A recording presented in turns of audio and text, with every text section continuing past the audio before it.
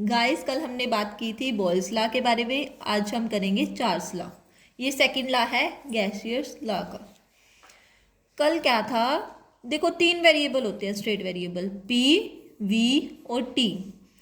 कल क्या हमने कांस्टेंट रखा था, टेम्परेचर। तो किस किस के बीच में रिलेशन था, पी और वी के।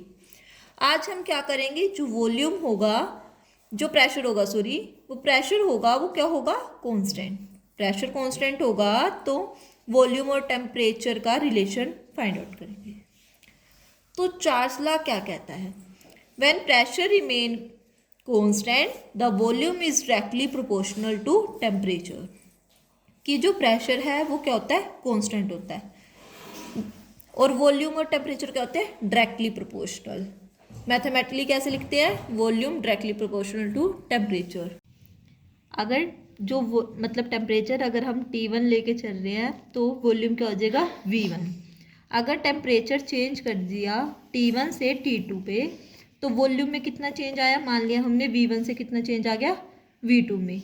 तो चार्ल्स लॉ क्या कहता है, V1 by T1 is equals to V2 upon में T2 is equals to V3 by T3 भी कर सकते हैं। पर यहाँ पे क्या है, हम क्या लेके चलेंगे, यहाँ पे जो प्रेशर होएगा वो क्या हो जाएगा, कांस्टेंट।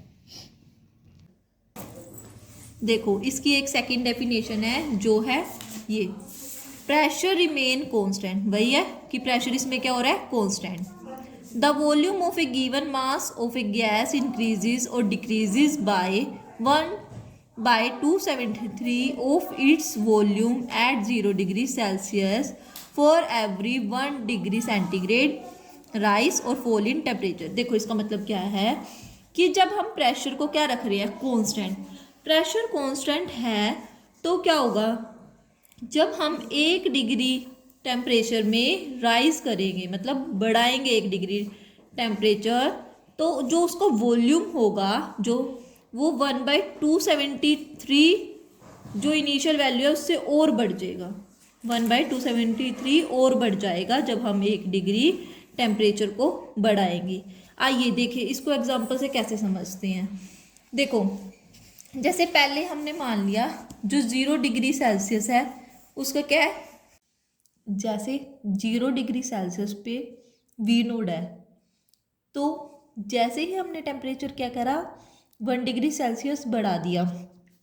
तो मैंने क्या कहा था कि पहले वाला जो वॉल्यूम है वो तो एज इट इज़ रहेगा, उसमें क्या ऐड करना है, 1/273 मल्टीप्लाई इनिशियल। इनिशियल मतलब जो वॉल्यूम है किस पे, 0 डिग्री सेल्सियस पे, वो क्या है हमारा, वी नोड, इसलिए ये चीज़। तो ये चीज़ क्या होगी उसमें ऐड, ये वी नोड तो रहेगा ही रहेगा, साथ में क्या हो जाएगी, ये चीज़ ऐड हो जाएगी। तो 1 डिग्री सेल्सियस पे ये चीज़ बन गई।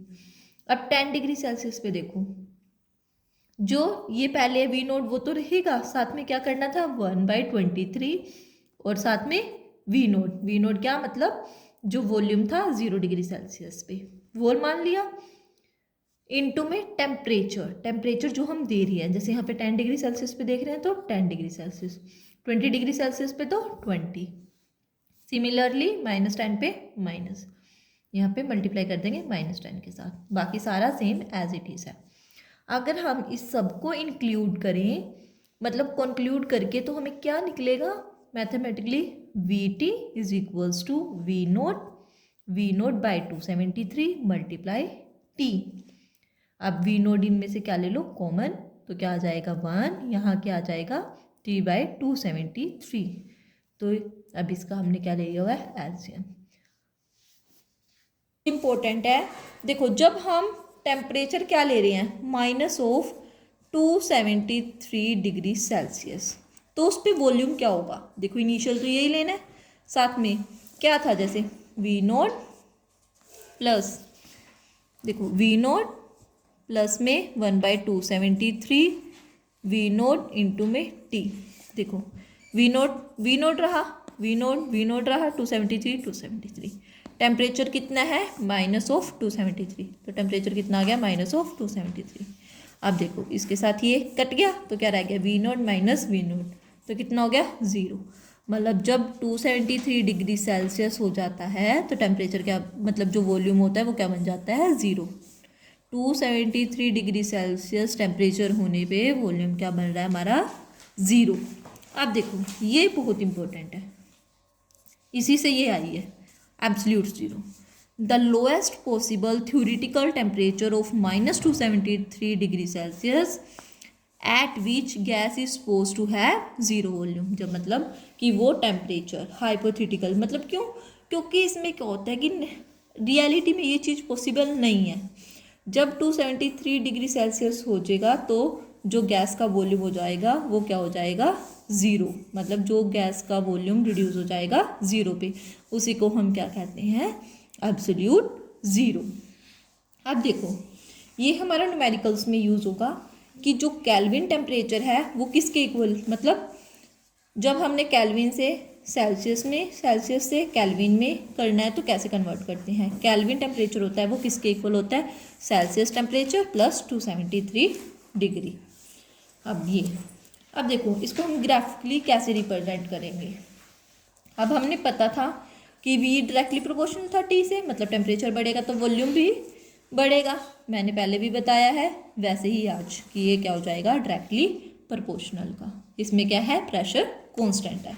आइए अब जब हम क्या ले रहे हैं यहाँ पे, प्रेशर अलग अलग ले रहे हैं, P1 P2 P3 P4।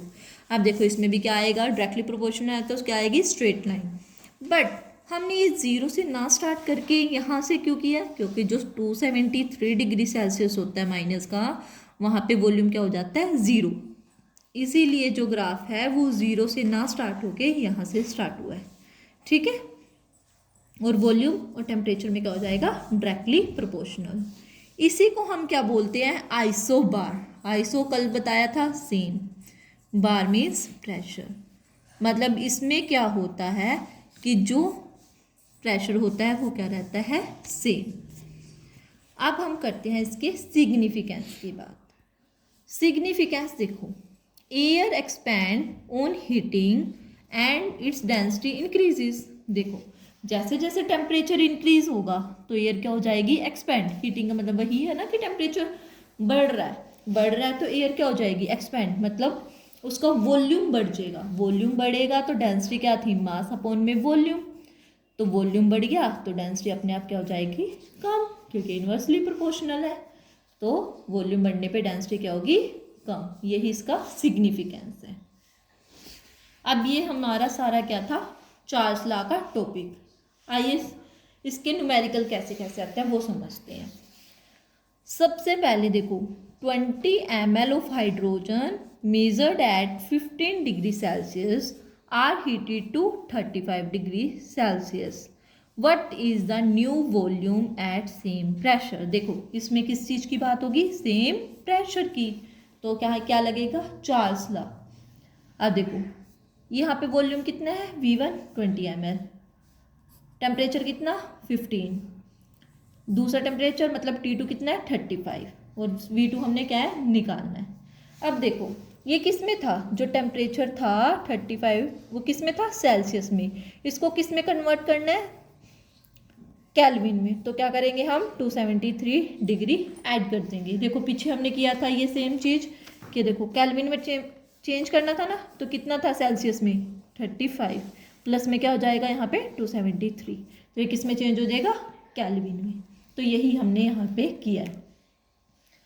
अब देखो ये दोनों क्या हो गए, केल्विन में चेंज हो गए, तो चार्ल्स लॉ लगाओ, V1/T1 V2/T2, क्रॉस मल्टीप्लाई करो, V2 की वैल्यू हमारे पास आ जाएगी। अब देखो बच्चों को ना ये बहुत ज़्यादा कन्फ्यूज़न होती है कि किस में चार्ल्स लॉ लगाएं, किस में बॉयल्स लॉ लगाएं। आप न्यूमेरिकल से ही आइडिया लगा सकते हो। इसमें देखो किस किस का बात हुई है, यहाँ पे तो चलो लिखा हुआ आ गया सेम प्रेशर। अगर ना लिखा हुआ आए तो क्या आएगा यहाँ पे, एट, जैसे प्रेशर आ जाएगा कि ये भी कितने पे है 730 बार, ये कितने पे है, at same pressure, at pressure 730 bar. आप इससे आइडिया लगा सकते हो कि क्या चीज़ कांस्टेंट है। यहाँ पे जो चीज़ कांस्टेंट होगी उसके अकॉर्डिंग आप क्या लगा सकते हो, ला। जैसे इसमें प्रेशर कांस्टेंट है, कई बार यहाँ पे आ जाएगा टेम्परेचर, दोनों में सेम दिया होगा तो मतलब टेम्परेचर कांस्टेंट है, तो उसके अकॉर्डिंग आप ला लगा सकते हो। अगर फिर भी आपको कोई न्यूमेरिकल में किसी में कोई भी चीज़ में क्वेरी हो तो आप मुझे कमेंट कर सकती हो। Thank you.